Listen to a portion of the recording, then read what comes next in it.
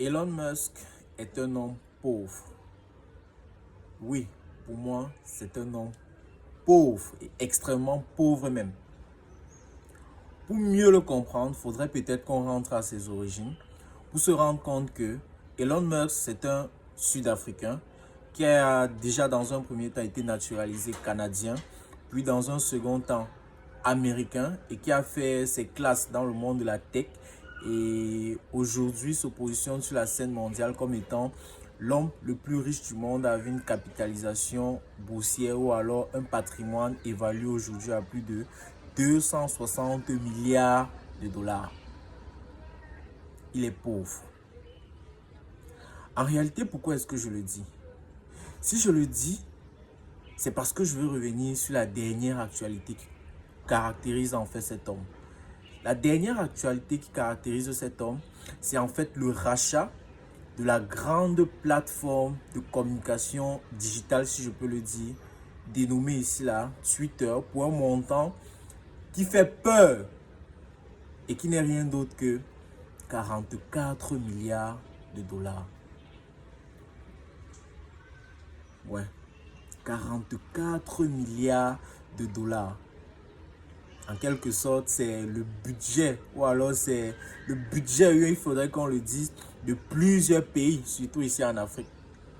Mais un homme comme celui-là sort cet argent pour acheter une plateforme de communication digitale.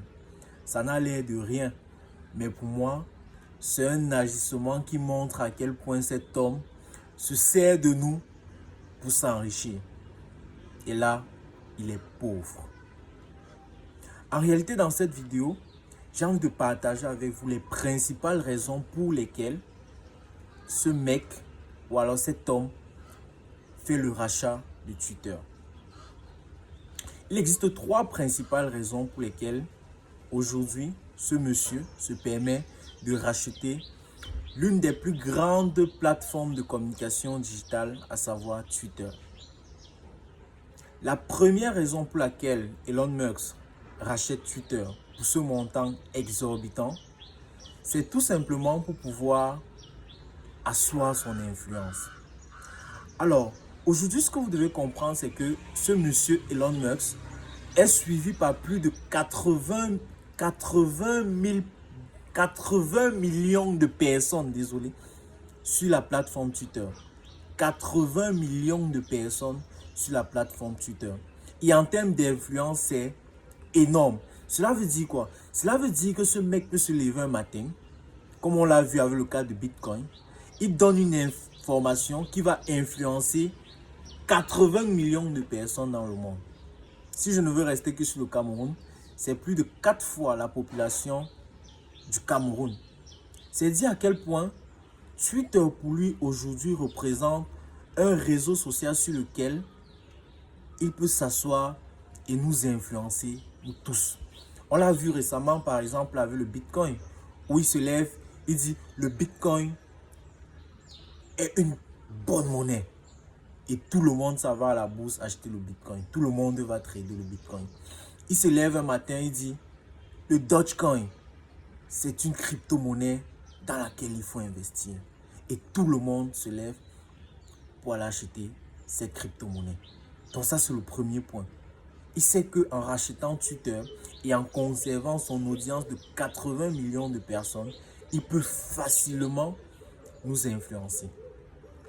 La deuxième raison pour laquelle Elon Musk rachète Twitter, c'est pour la publicité. On ne le dira jamais. Mais si on veut rentrer dans les archives, on va se rendre compte que pour une entreprise comme Hyundai, qui est un concessionnaire de véhicules, ils ont dépensé en 2019 plus de 2000 dollars pour la publicité par véhicule vendu. Ça veut dire, pour un véhicule qu'ils vendent, ils dépensent 2000 dollars. C'est dire à quel point, pour une plateforme, et nous sommes tous d'accord que ces grands concessionnaires cherchent des plateformes un peu plus qualitatives pour pouvoir passer leurs informations. C'est dire à quel point, en termes de revenus, pour Elon Musk, c'est énorme. Imaginez-vous, cette même année 2019, ils ont vendu plus de 4,4 millions de véhicules Hyundai. Je vous laisse prendre calculatrice et faire le petit calcul. 4,4 millions fois 2000 pour pouvoir trouver le budget de communication de cette entreprise Hyundai. Imaginez-vous pour quelqu'un qui prend une plateforme comme celle-là, où de grandes entreprises viennent faire leur communication. C'est énorme. C'est énorme en termes d'argent. Énorme. L'autre avantage également en ce qui concerne la publicité, c'est que Elon Musk, avec son audience de 80 millions de personnes, n'a plus besoin de faire la com. Oui, il n'a plus besoin de faire la com. Parce qu'aujourd'hui, il a une plateforme qui lui permet de communiquer sans dépenser. La preuve, c'est que Elon Musk a, supprimé le département communication, marketing et presse dans l'entreprise Tesla. La preuve, c'est qu'un véhicule Tesla, en ce qui concerne le marketing et communication, pour vendre un véhicule Tesla, il dépense en moyenne 14 centimes. J'ai envie de dire, peut-être c'est l'évaluation de son temps qu'il prend pour faire un tweet sur les réseaux sociaux qu'on évalue à 14 centimes. Pourquoi? Parce que sur les 80 millions de personnes, il suffit seulement qu'ils disent Tesla un matin et que les gens s'en vont à la bourse, investir dans cette entreprise pour acheter les véhicules Tesla. Donc en termes de communication, le rachat de Twitter devient pour Elon Musk un puissant pouvoir, une puissante arme en ce qui concerne son propre marketing et sa communication. Parce qu'il n'a pas besoin de dépenser. 80 millions de personnes, pour ceux qui se prêtent un peu au jeu, pour ceux qui maîtrisent un peu l'environnement du marketing, qui maîtrisent un peu l'environnement de la recherche de la visibilité qui est extrêmement compliqué. 80 millions de personnes, c'est un très grand marché pour une personne. Et une personne qui possède cette audience, vraiment c'est énorme. N'a pas besoin de dépenser. Donc voilà la deuxième raison pour laquelle Elon Musk rachète Twitter.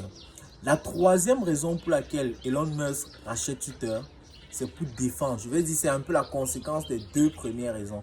C'est pour défendre en fait ses idées. Parce qu'il a appelé la liberté d'expression.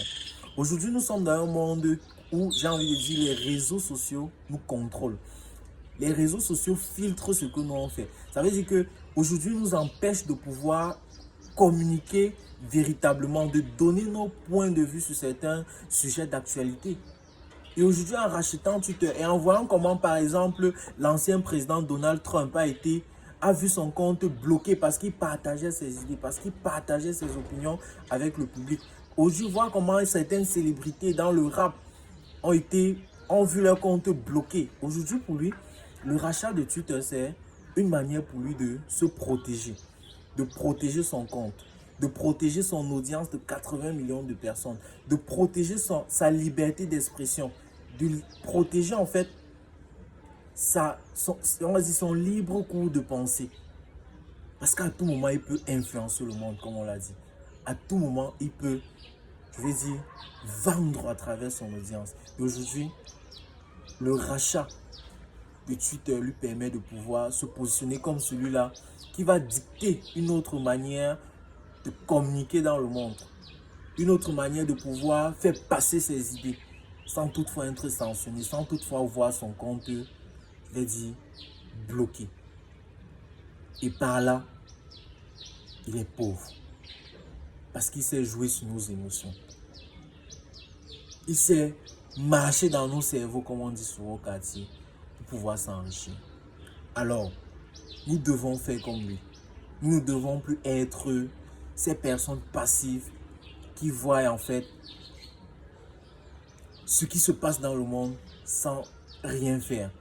C'est la raison pour laquelle nous avons décidé de le suivre et de l'accompagner dans cet élan afin de devenir des pauvres intelligents qui s'enrichissent autrement.